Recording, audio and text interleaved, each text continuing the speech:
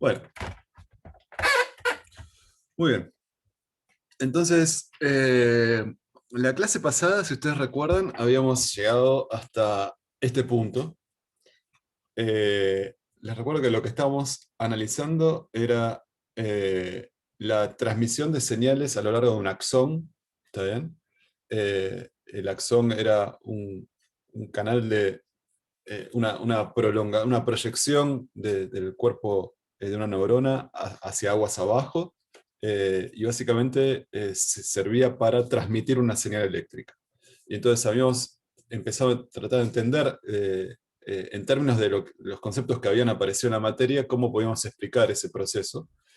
Y bueno, resulta que la manera en que lo modelamos tiene que ver con la física de lo que pasa dentro de un axón, donde tenemos partículas cargadas que pueden ingresar al axón, y aumentar localmente entonces la concentración de un determinado tipo de ion, de iones positivos, por ejemplo, y eso lo que hace es aumentar el potencial eléctrico en una región, y eso va a tener como consecuencia de que va a poner en movimiento las demás cargas que se encuentran adentro los demás iones que se encuentran adentro del líquido axonal, del axoplasma, digamos, que se van a empezar a mover hacia regiones de menor potencial eléctrico, ¿no?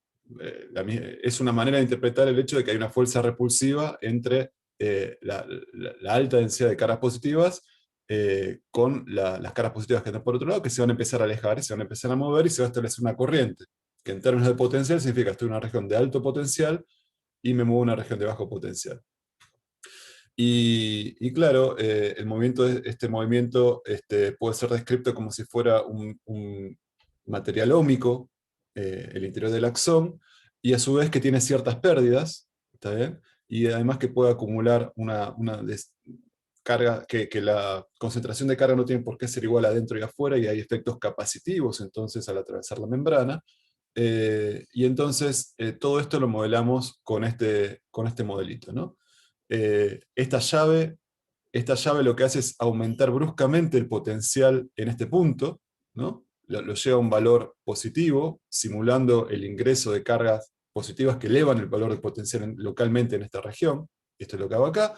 Y entonces se pone en movimiento por esta rama de arriba una corriente, que es la corriente esta que estamos simulando dentro del axón. Y claro, después hay pérdidas, hay parte de la corriente que se va por esta CR', ¿está bien? Que vienen a simular estas pérdidas por acá a medida que uno avanza, y además hay efectos capacitivos por el hecho de que hay un desbalance de carga entre estas láminas paralelas que actúan como capacitores, y como sabemos, al establecerse una especie de una rama acá de tipo circuito RC, eso va a tener que ver con la dinámica, porque al capacitor le tardaba cierto tiempo en aumentar su potencial. Esas constantes de tiempo RC que aparecían me van a explicar un poco el delay que tarda la señal de potencial en aumentar en esta zona, en esta zona, en esta zona, y en definitiva eso me habla del delay que tarda la señal en progresar a través de este canal de conducción. ¿Estamos de acuerdo con eso? Eso es lo que vimos la vez pasada. Y entonces, por ejemplo, de acuerdo a este modelito muy simple, cada una de estas curvas representa en función del tiempo cuál es el potencial en este punto B2 y en este punto B3, en función del tiempo, y lo que estuvimos viendo más o menos era que en función del tiempo, el potencial acá, por ejemplo, tarda cierto tiempo en llegar a un valor similar al que estaba acá, pero un poquito más bajo por culpa de las corrientes de pérdida, ¿está bien? Y que si estoy parado en este punto, bueno, como tengo que atravesar más resistencia, el axón es un cilindro más largo, y entonces la resistencia de ese cilindro más largo es proporcional a la longitud, entonces va a aumentar.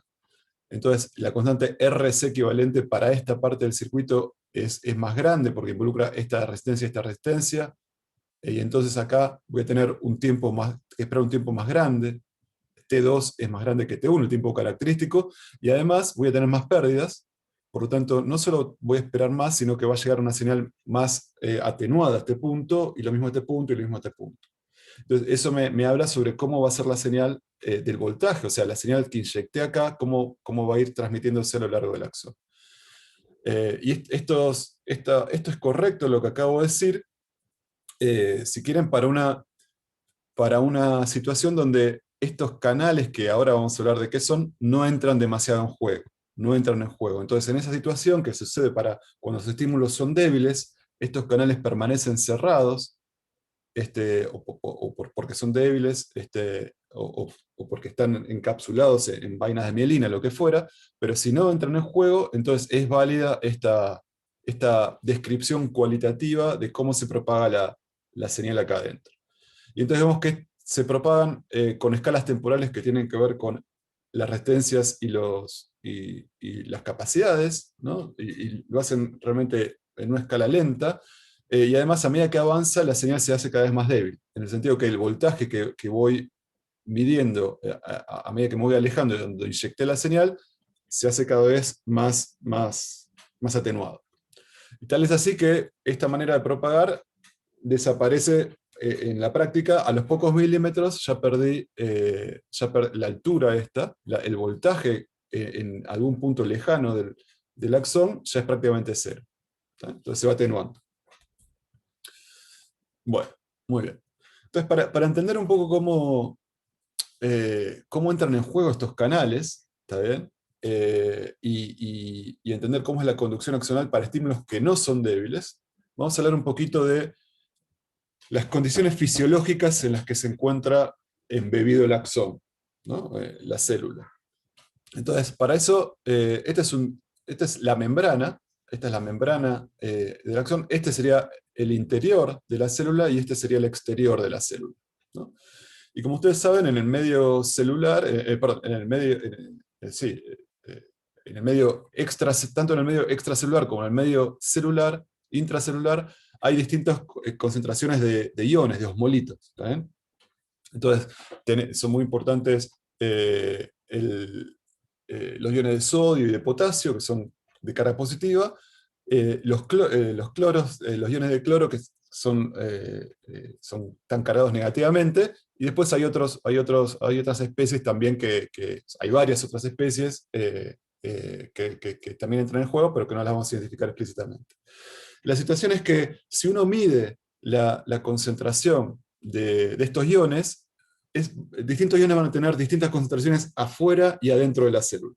¿Sí? Entonces, por ejemplo, si yo mido la concentración en mol, o sea, en cantidad de moléculas, medida en moles por litro, ¿sí? Esto se llama molar, mol por litro es molar, es una concentración.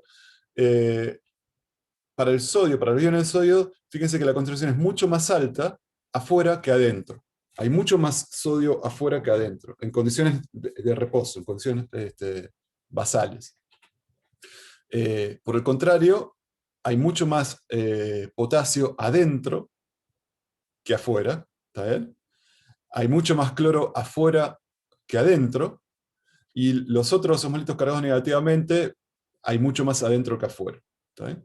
Entonces, si ustedes suman esto, van a ver que tengo 145, tengo 149, y más o menos tengo 149 con una concentración similar de negativos, y a grosso modo también acá tengo 167 positivos y 167 en concentración, ¿no? De negativos, así que, pero esto es a grosso modo. Más o menos esto hace que el medio afuera más o menos sea neutro, puede haber algún desbalance, digamos, y el interior también sea neutro. ¿Está bien? Pero en cuanto a las especies, no están en equilibrio. Hay desbalance de concentraciones adentro y afuera.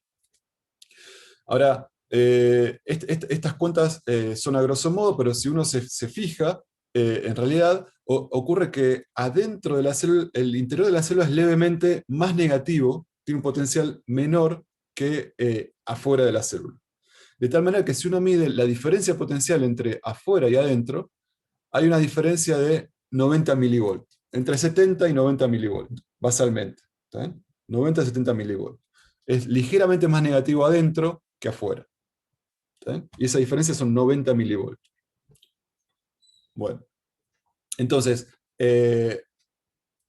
A ambos lados de la membrana hay una leve acumulación de carga desbalanceada, y esa diferencia implica que hay una diferencia de potencial entre adentro y afuera del orden de los 70-90 milivolts. ¿Está bien?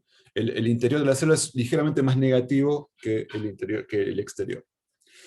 Ahora, fíjense que con los valores de la capacidad que habíamos visto la vez pasada para la membrana, tener una diferencia de potencial de 90 milivolts, ¿está bien? Si yo hago 90 milivolts por estos valores, hace que la carga responsable de tener esta diferencia potencial a través de una membrana de capacidad C es una carga muy, muy chiquitita. ¿Está bien? Muy chiquitita. Es 1/100.000 veces el número de iones negativos de la célula. O sea, es prácticamente, es muy chiquitita en términos de la carga que es necesaria desbalancear para que acá haya una caída de tensión de 90 milivolts. Pero esa diferencia existe realmente. Entonces, esto es en condiciones basales, en condiciones fisiológicas del axón desnudo, donde acá tengo el interior celular y acá el exterior celular. No es que está la parte del recubrimiento de mielina de las células de Schwann. Sigamos avanzando entonces. Y entonces, concentrémonos en estas tres especies, cloro, potasio y sodio, y veamos qué pasa para cada una, ¿no? Para el cloro, por ejemplo, habíamos dicho que la concentración era mucho más alta afuera que adentro, ¿está bien? Afuera es 120 molar, adentro es 4 molar. Entonces, ustedes saben que desde el punto de vista termodinámico, cuando ustedes tienen una inhomogeneidad en la concentración de una partícula, lo que uno espera es que se establezca, en el equilibrio, se establezca una condición homogénea. Y para eso necesito que empiece a haber un flujo de partículas de la zona más densa hacia la zona menos densa, ¿no? Entonces, si yo dejara evolucionar, si esto evolucionara simplemente por la termodinámica, lo que yo espero es que haya un flujo de partículas de cloro hacia adentro para homogeneizar las densidades adentro y afuera, ¿no? Cada vez que hay una inhomogeneidad se establece un flujo, hay una especie se establece un gradiente que trata justamente de homogeneizar las concentraciones. Si eso fuera así, yo esperaría que exista una especie de tendencia termodinámica a que las partículas de cloro de afuera entren en la célula para equilibrar las concentraciones. ¿Sí? Desde el punto de vista del potasio, yo esperaría que, desde este punto de vista de balancear las inhomogeneidades de concentración, esperaría que los iones de potasio en realidad salgan, se establezca un flujo desde adentro hacia afuera, ¿está bien? Para el sodio, nuevamente de afuera hacia adentro. ¿Sí? Ahora, ¿qué pasa? Eso no es lo único que ocurre, ¿no? Eso no es lo único. O sea, lo que estaba diciendo es que uno espera que en este caso existe un flujo por gradiente de densidad desde afuera hacia adentro, acá desde adentro hacia afuera, y para el sodio desde afuera hacia adentro. ¿Está? Pero a su vez, habíamos dicho que el interior de la célula estaba levemente a un potencial menor que el interior de afuera. Entonces, acá existe como otra situación a tener en cuenta, que es, bueno, estas partículas están cargadas.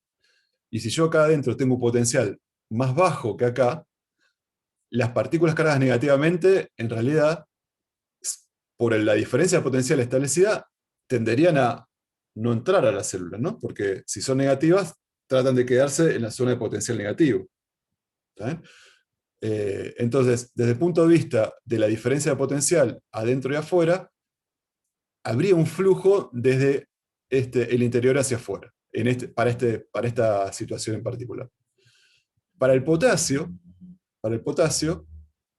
por la misma consideración, el potasio es una carga positiva, entonces va a tratar de ir hacia las zonas de bajo potencial, y entonces tenemos la situación contraria. Desde el punto de vista electrostático, los iones positivo de potasio tenderían a ir hacia adentro por la diferencia de potencial, menor, que el potencial es menor acá adentro, pero por el tema del flujo gradiente tenderían a salir. ¿Sí? Y para el sodio tenemos esta situación. Por un lado, por cómo son las condiciones fisiológicas, uno esperaría que se establezca un flujo por gradiente de densidad hacia adentro, y el flujo inducido por la diferencia de potencial, por el hecho de que el potencial adentro es un poquito más chico que el de afuera, también sería en este sentido. ¿Se entienden estas dos tendencias que tenemos que tener en cuenta? Entonces, bueno, uno puede decir, bueno, entonces, yo veo, en condiciones fisiológicas tengo esto, en condiciones fisiológicas tengo esto, y esto también. Entonces, esta situación y esta situación, yo digo, ah, claro, yo veo que hay un desbalance, hay esta situación, porque por un lado tengo un flujo hacia adentro, pero por otro lado tengo un flujo hacia afuera, y seguramente se están compensando, y lo que yo veo es una situación que hace que este flujo sea, eh, la tendencia a ir para adentro sea contrarrestada por la tendencia a ir para afuera por esto que está acá. Y lo mismo en esta situación. Entonces uno podría pensar que la situación fisiológica que uno observa surge de esta compensación de estos efectos pasivos, llamémoslo de alguna manera, relacionados con inhomogeneidades de densidad y con efectos electrostáticos por el hecho de que el interior de la célula está a un potencial más bajo que el exterior. Entonces, cuantitativamente uno puede pensar eso, y existe una ecuación que justamente establece el balance entre estas dos propensiones, entre el compromiso de esta ley de Fick que se establece por el flujo por diferencia de densidad y el flujo por la parte electrostática, que no vamos a entrar en detalles, pero se establece de esta manera. ¿Está bien? Establece un balance entre el trabajo electrostático y el trabajo contra el gradiente de densidad, que cuando uno los iguala, digo, bueno, ¿cuál es la situación donde el balance entre el trabajo electrostático y el flujo por densidad se igualan? Es esta ecuación que está acá, ¿no?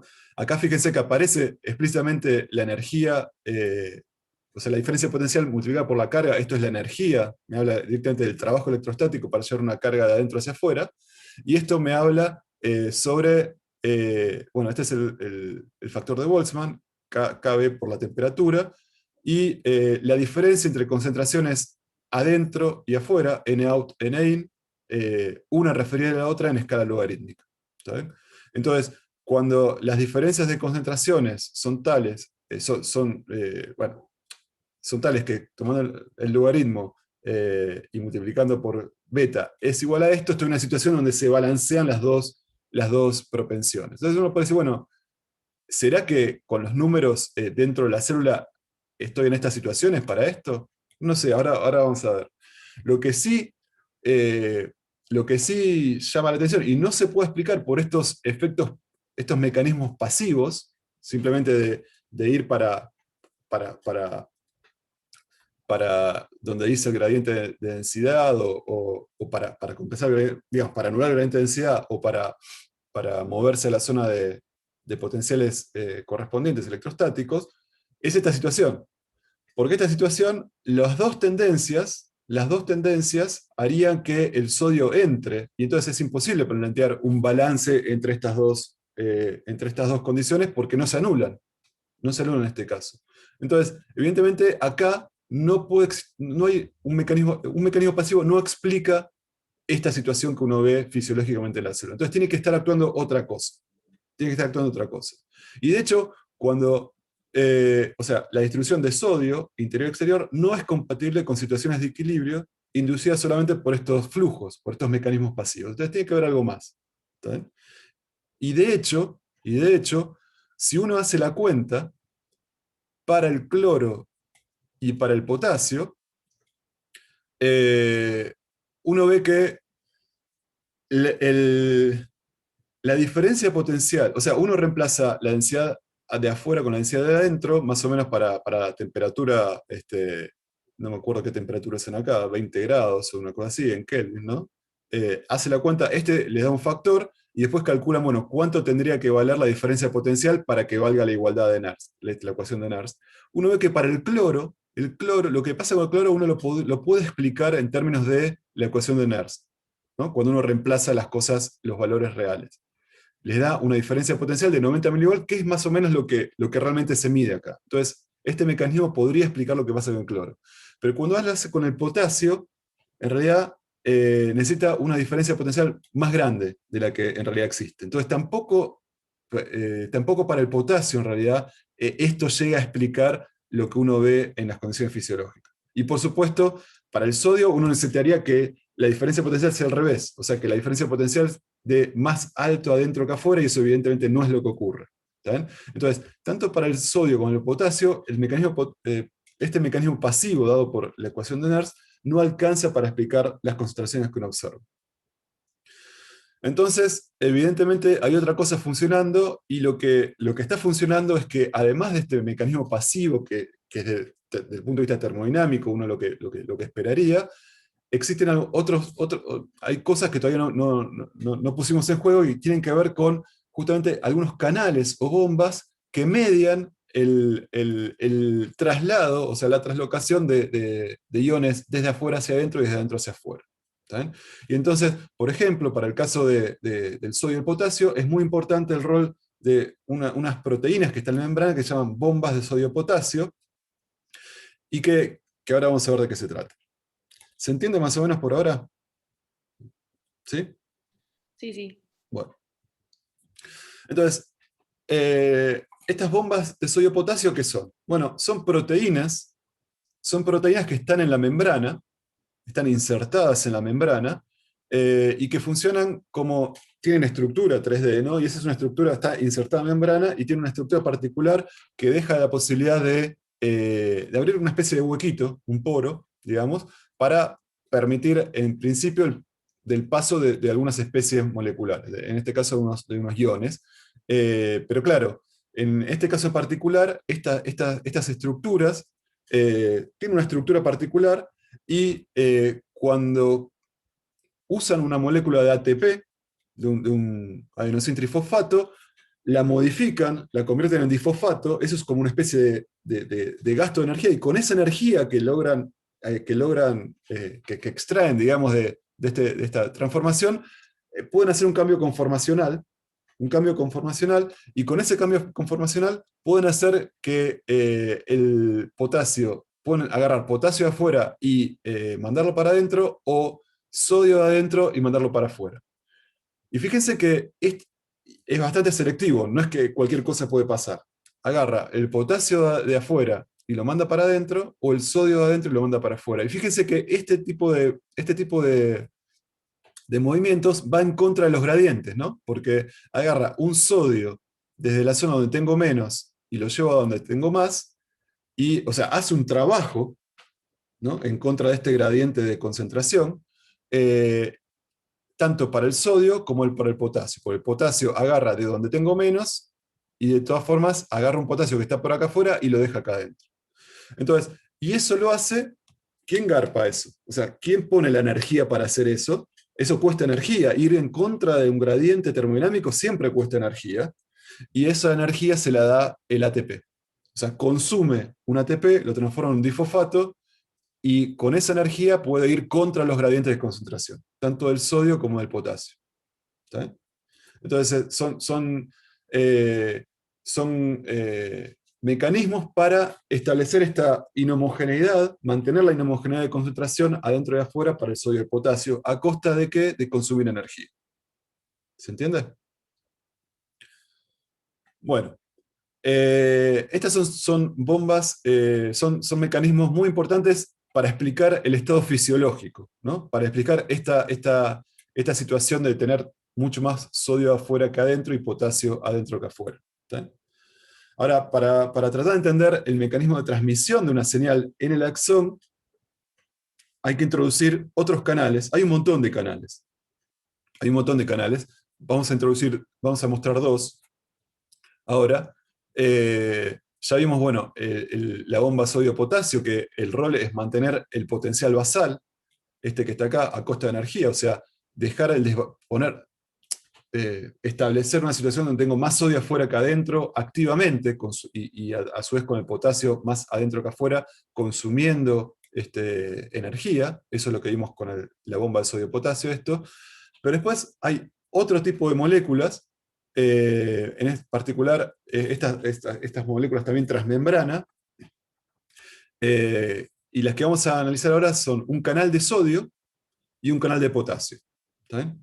El canal de sodio lo que hace es aumentar la permeabilidad efectiva de la membrana al sodio. ¿Está bien? Permitir, por ejemplo, que el sodio que está fuera de repente pueda entrar más fácilmente al interior de la célula. ¿Está bien? Acuérdense que tengo más sodio afuera que adentro, más sodio afuera que adentro. Eso hace que el sodio quiera naturalmente entrar. Bueno, cuando se abre este canal, aumenta muchísimo la permeabilidad.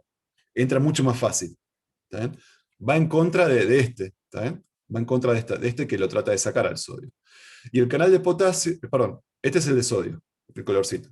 Y el canal de potasio hace lo mismo con el potasio, aumenta muchísimo la permeabilidad efectiva de la membrana del potasio. Tengo mucho potasio adentro, sale, por algunos otros lados sale, pero cuando se abre este canal sale mucho más rápido. ¿Está bien? La concentración que salta acá hace que salga mucho más rápido por el canal cuando se abre. Ahora, lo interesante de este canal de potasio como este canal de sodio es que en general están cerrados. En general están cerrados, no están abiertos. Pero se abren, se activan por voltaje. ¿Qué significa? Cuando el voltaje aumenta localmente en la región donde está este canal o donde está este canal, los canales, la molécula electrostática, ¿qué significa que aumenta el voltaje? Significa que aumenta la concentración de carga positiva por alguna razón. Bueno, el canal que en realidad es una molécula, al tener al acercar iones positivos, o sea, aumentar el voltaje localmente, electrostáticamente interactúa con eso y cambia su configuración, ¿sabes? Porque de alguna manera cambia su configuración y ahora se pasa a una configuración abierta. Pero es electrostática lo que pasa, ¿no? Interactúa con partículas que están acá. Entonces, cuando aumenta el potencial, se cambia la conformación tridimensional, por ejemplo, de esta molécula y podemos decir que se abre. Queda en una configuración que permite el paso de iones, en este caso de potasio. En realidad es más complicado que eso. El canal de sodio tiene dos estados, abierto y cerrado, y el canal el de potasio, y el de sodio tiene tres estados, vamos a ver. Necesita como tres transformaciones distintas, pueden tener lugar, y ahora vamos a ver qué consecuencias tiene eso. Entonces, estas son las moléculas que van a tener mucho que ver con el proceso de transmisión de la señal a lo largo del axón, que vamos a ver más adelante. ¿Por ahora está bien?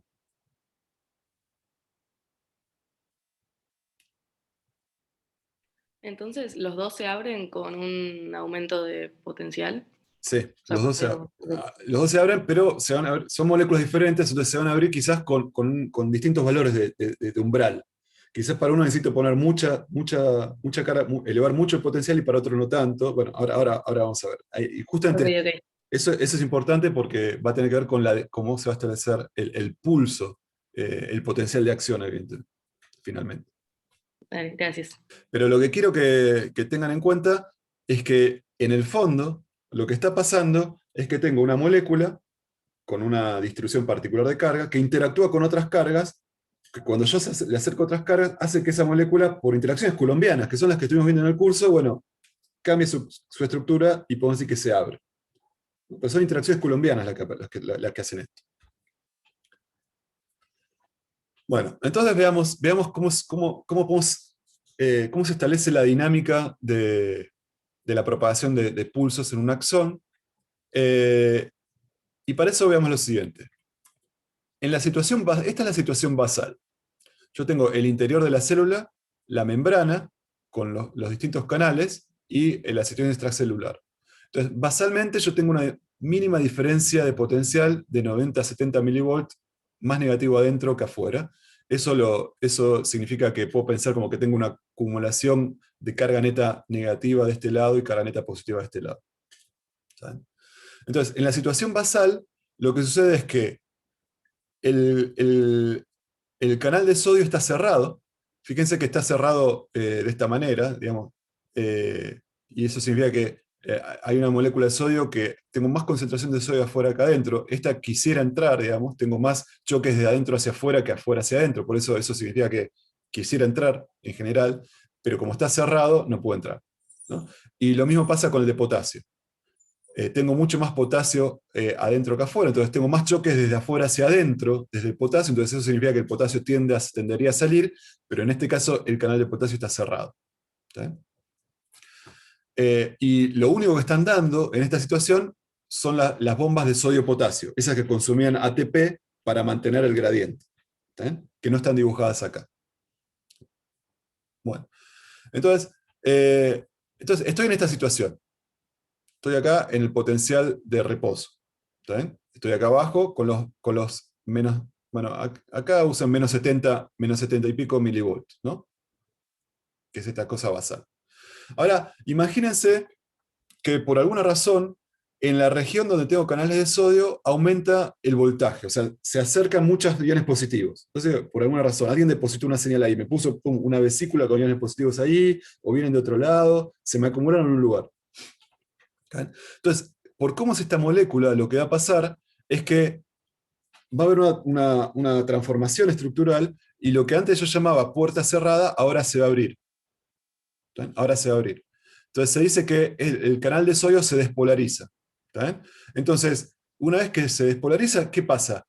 Las moléculas de sodio, los iones de sodio que estaban afuera, que era mucho más que los que están adentro, ahora van a empezar a chocar, y bueno, van a encontrar estos agujeros y van a poder pasar. ¿Está bien? Entonces, con esto favorezco la permeabilidad de la membrana hacia adentro. ¿Está bien? Y eso significa que, bueno, estos canales, y además es una especie de situación en cadena, porque cuando empiezo a meter mucho sodio acá, bueno, se va a acumular todavía más voltaje positivo, y por lo tanto va a haber más canales de sodio que se van a empezar a abrir, que están en esta zona. ¿Está bien? Y entonces, lo que está pasando es que a medida que entra iones positivos, fíjense que voy a disminuir la diferencia potencial entre adentro y afuera. Voy a disminuir la diferencia potencial porque ahora empiezo a tener carga positiva acá adentro. Y por lo tanto, cuando mido el potencial de membrana, llamo potencial de membrana a esta diferencia de potencial, se va a hacer cada vez menos negativa, cada vez menos negativa, cada vez menos negativa. Y claro, como estoy elevando el potencial en esta zona, va a pasar que un montón de canales que antes estaban cerrados de sodio también se empiecen a abrir. ¿Está bien? Entonces, la depolarización, que antes era muy local, se va haciendo cada vez, va habiendo como un efecto en cadena, y cada vez abro más canales de sodio, y cada vez entra más sodio, y ya cada vez abro más canales por esa zona, y lo que sucede entonces es que se produce un aumento muy rápido del potencial acá adentro. Ves que acá empezó a entrar sodio, digamos, pero no todos los canales estaban abiertos, eh, y todavía había un potencial negativo de membrana, pero claro, cuando empiezan a entrar cada vez más sodio, más sodio, más sodio, y se empiezan a ir más canales, entran como una avalancha, y fíjense qué pasa en esa zona con el potencial. Se vuelve positivo, porque entró mucho sodio y desbalanceó para el otro lado ahora la carga adentro con afuera. Y eso es en esta parte que está acá. Empieza a subir muy rápidamente el potencial de membrana, y hasta deja de ser negativo y empieza a ser positivo. Empieza a ser positivo. Ahora, en esta situación, lo que sucede es que los canales de potasio, que hasta el momento estaban cerrados, cuando llegan a esta situación, se abren los canales de potasio. Y cuando se abren los canales de potasio, el potasio que estaba adentro, bueno, pasan dos cosas. El potasio que estaba adentro empieza a salir. ¿Saben? Empieza a salir. Y al mismo tiempo, lo que sucede cuando se llega a este valor, no solo es que se abren los canales de potasio, sino que este valor tan alto de potencial, tan alto de potencial, lo que hace es establecer un nuevo cambio estructural en la molécula esta que conformaba el canal de sodio, que la vuelve a toquetear y ahora la cierra por acá abajo. Entonces, no solo deja de entrar el sodio que estaba entrando hasta ese momento, sino que el potasio empieza a salir. Y entonces deja de entrar carga positiva, cuando estoy en esta zona, dejo de entrar carga positiva y empiezo a sacar carga positiva porque empieza a salir potasio. ¿Ven? Acuérdense que había mucho más potasio adentro que afuera. Al aumentar la permeabilidad del potasio, hago que el potasio empiece a salir. Y eso hace que el potencial empiece a bajar, empieza a bajar, empieza a bajar, ¿está bien? Y empieza a bajar tanto que vuelve a ser negativo, y tengo una región de overshoot, o sea, en un momento me voy de mambo y se hace más negativo que la situación basal. Cuando sucede esto, el canal de potasio se cierra. Bueno, este es el undershoot, ¿está bien? Este es el undershoot, y el canal de potasio, que estoy en esta zona que está acá, hasta que finalmente el canal de potasio se cierra. Y cuando se cierra, lo que entra a trabajar ahí, no sé si lo tengo acá, lo que entra a trabajar ahí es la bomba sodio-potasio que trata de restablecer la situación basal, consumiendo ATP. Y entonces, después de un tiempito que esta zona quedó desensibilizada, se llama, no puede responder, todavía tiene que restaurar la situación basal, con el trabajo de las bombas de sodio-potasio. Después de este tiempito, ya estoy en una condición donde, en principio, si vuelve a haber un desbalance de carga, puedo volver a activar esta zona del axón y disparar otro potencial de acción, que se llama. ¿Se entiende más o menos cómo funciona esto? Sí, perfecto. Bueno, entonces, Perdón, profe, sí. una pregunta. Me perdí ahí al final. ¿Primero se cierran los canales de sodio y se abre la bomba? ¿O al revés? Cuando ya estoy acá ya se cerraron los de sodio, y cuando llegué a este valor se cierra también el de potasio. Y fíjate, cuando llegué acá abajo, fíjate que como que me fui un poquito de mambo en esta parte que está acá, y necesito de la bomba sodio-potasio para volver acá arriba. Ah, ok, genial, ¿Eh? gracias. Bueno. Y obviamente esto sucede cuando los estímulos son intensos, porque yo necesito inyectar muchas cargas positivas, o sea, aumentar mucho el potencial para empezar a abrir los canales de sodio y superar esta parte que está acá. ¿Está bien?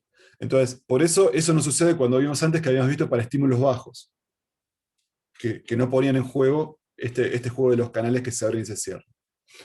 Entonces, lo que tenemos es esta situación, ¿no? Donde esto está, además, esto está analizado para el axón desnudo, ¿no? Cuando el axón está recubierto por la mielina, este aumento de la permeabilidad no es válido, o sea, no sucede. Lo que acabamos de ver sucede para el axón desnudo. ¿Está bien?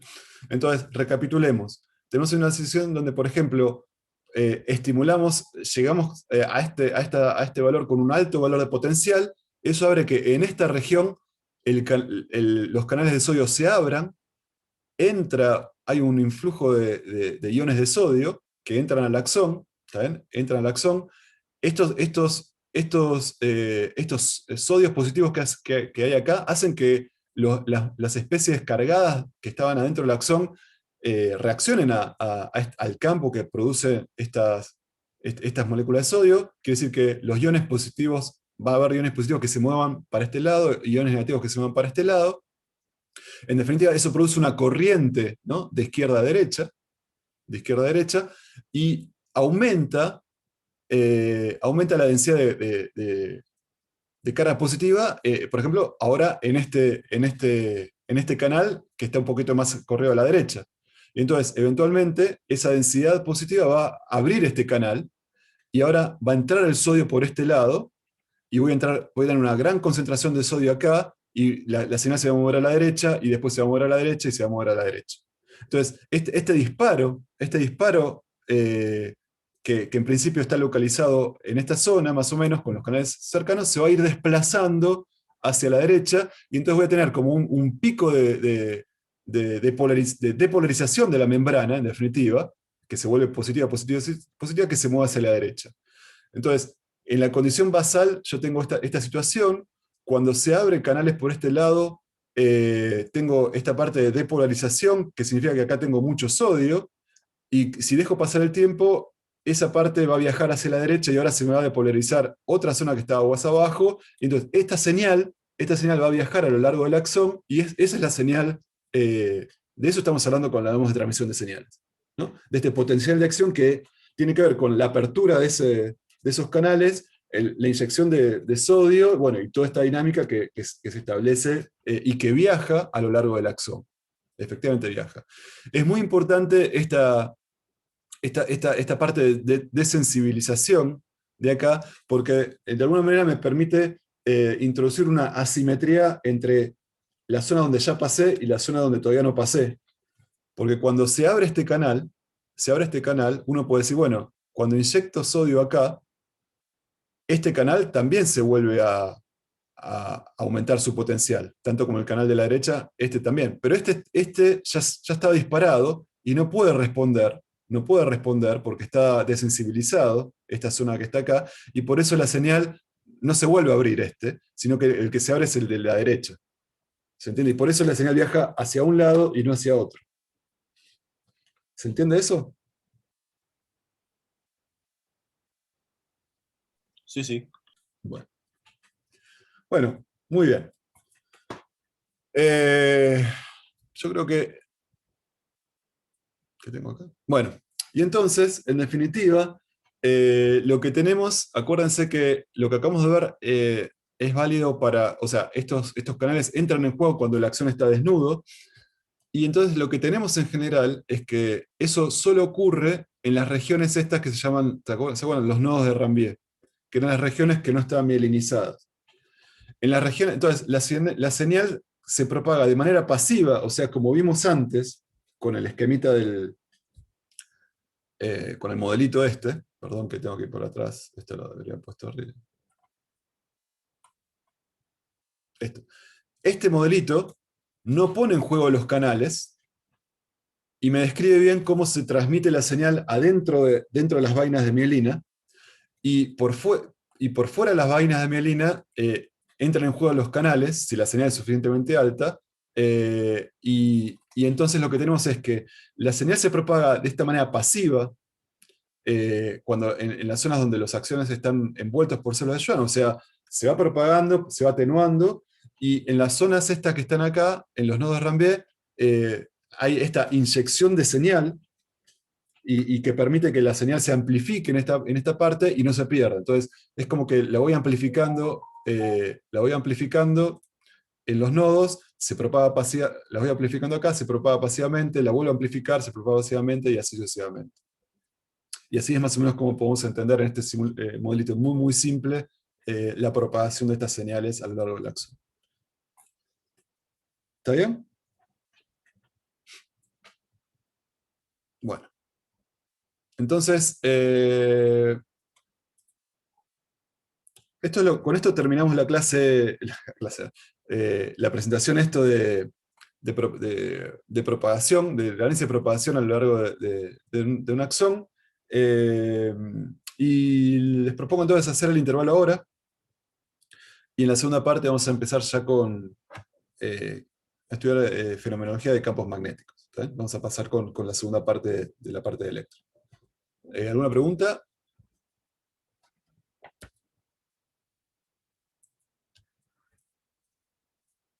Bueno, nos vemos I5, ¿les parece? Dale, gracias. Dale, dale.